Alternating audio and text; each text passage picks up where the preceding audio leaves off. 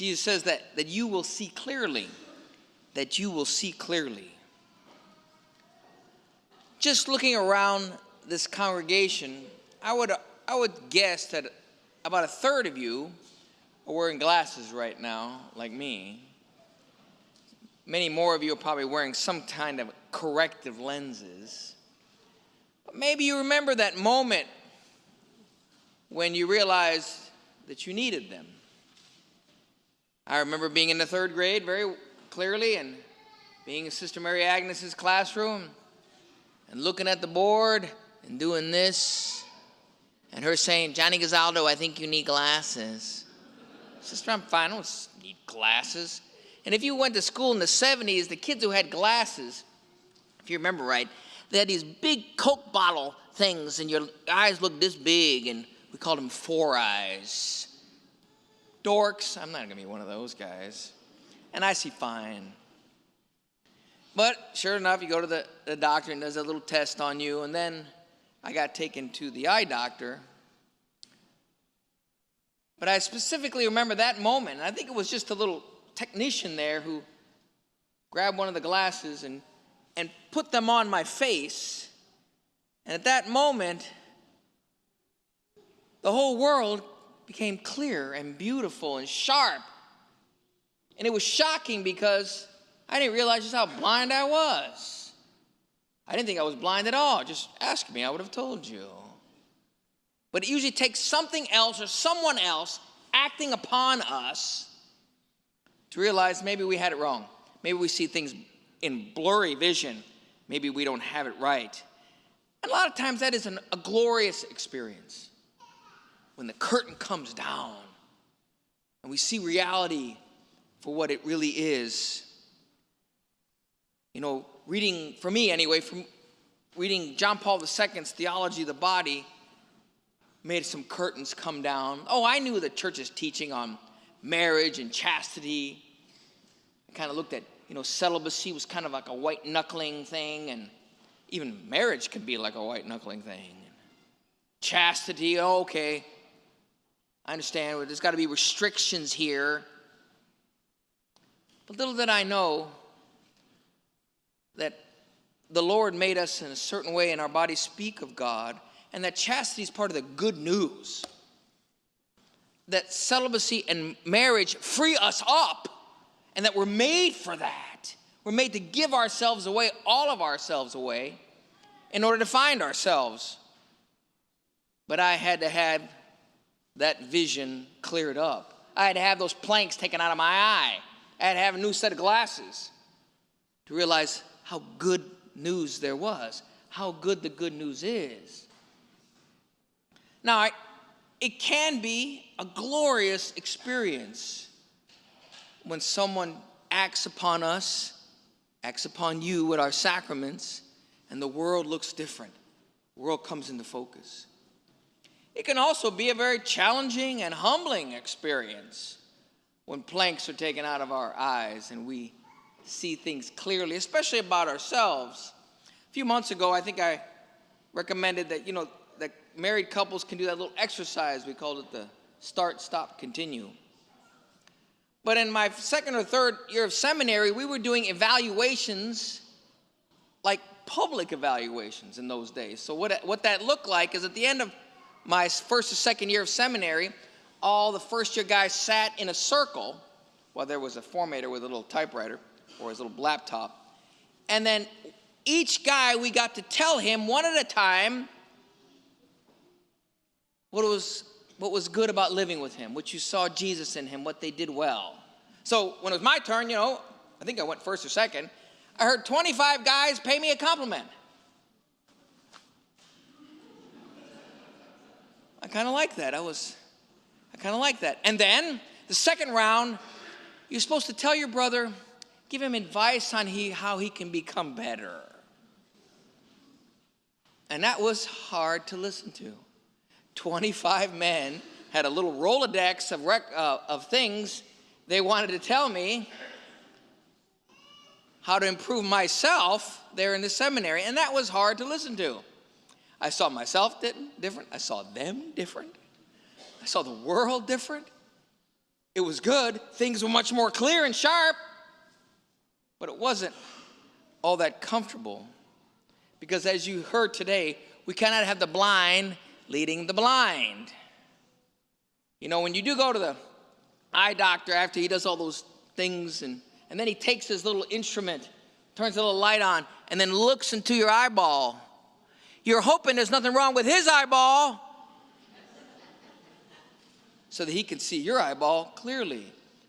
That's what he's trained to do for your own good. But anytime we go to these experiences, when someone else or something else acts upon us, that's what baptism is, what God does to us. He changes us. And as those of you who have been studying, we have catechumenates and catechumens. One of the things we ask of them and ask of all of us is to see the world through Catholic eyes. And the only reason to be Catholic, there's only one reason to be Catholic, if it's true. And if it is true, everybody should be Catholic and see the world through Catholic eyes. You know, going through these experiences, like, for instance, a retreat. Friday, I was at a retreat listening to men's confessions. And they'll often say when they leave the retreat, usually the guys on the team who've been on a dozen of these things, when they leave the retreat, the world does look different. They not only feel different, they look different. Everything looks different. Something has happened to them. If you spend 20 minutes in contemplation on the scriptures, and what does that mean? Fancy language. Reading the gospel. Imagining yourself in the scene. In a few weeks, we'll hear from the prodigal son, the good Samaritan, all those in Luke. And how you pray with that is use your imagination. Put yourself in the scene. Take on one of the roles. It's called contemplation, entering the mystery. And let it happen to you. And 5, 10, 15 minutes later, if you go on an Ignatian retreat, you have to agree to pray 4 hours a day. And when you come out of that, you feel, look different, and the world looks different.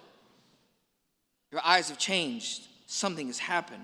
And we all know that happens in the confessional, when you come out after having verbalized what you've done. And that's hard to do. It's hard to do. And when you hear it, sometimes you think, I can't believe I did that. I can't believe I did that again. Why? Because it's all out there for you to see. It's hard, but it's a corrective. And that presupposes there is a correct way to live. And we have someone who is the best of that. We have a standard for good. His name is Jesus Christ. But luckily, church also gives us kind of 40 days to do that. It's called Lent, Quaresma. Look at Lent, as we're about to enter into here in a couple of days, as your own personal retreat. A retreat you enter into that you change your life. Even the liturgy will change colors. The songs will change. Even the mass will change. There will be no Gloria, no Hallelujah, things like that. And what is that for? It's supposed to be a corrective. To give alms, to pray, and to sacrifice and fast. So that we look at the world and clean out all the gunk in our eyes so that we see the world clearly. You know, I've heard people say things like, well, I haven't been to confession in 10 years. I don't think I need to go. I don't think I do anything wrong. Ask your wife. Ask your kids. Ask your family. They're supposed to serve as a corrective too. If that's your attitude, then you have lots of planks in your eyes. We have lots of planks in our eyes. John Paul II went to confession every week. Once a week. Now, I know I take a chance in saying that. If all of you went to confession once a week, we'd never be out of the confessional. But it leads us into a deeper identity, a closer look at ourselves, maybe a clearing eye of ourselves. Because once we remove the planks from our own eyes, you know, the Lord doesn't say, don't judge just simply not to judge. We don't condemn people. That's wrong. But we do judge people's actions. You're supposed to judge each other's actions. Heck, just watching some of you adults right now with your kids. Stop that. You're judging their actions. And even you will judge my homily today. You're supposed to do that. Assess it. We do that. We don't condemn one another.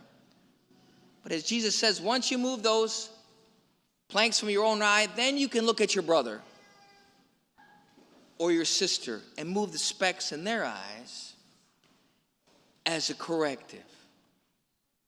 Because the world today sees things kind of fuzzy. They see things kind of fuzzy, and you're asked to be that corrective. Now, once you have a profound prayer life, a sacramental life, people will call you names.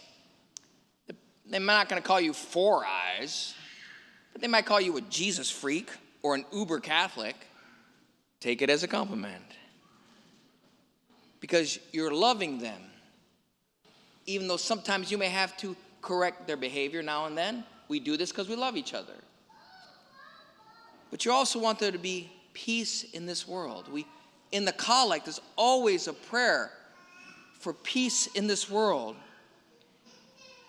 But we also remember from Psalm 51, when even David is saying, I'm sorry for the sin. I'm sorry, God. Heal me, forgive me, so that sinners may return to you. And we can only do that if we pray, Lord, give me clear eyes.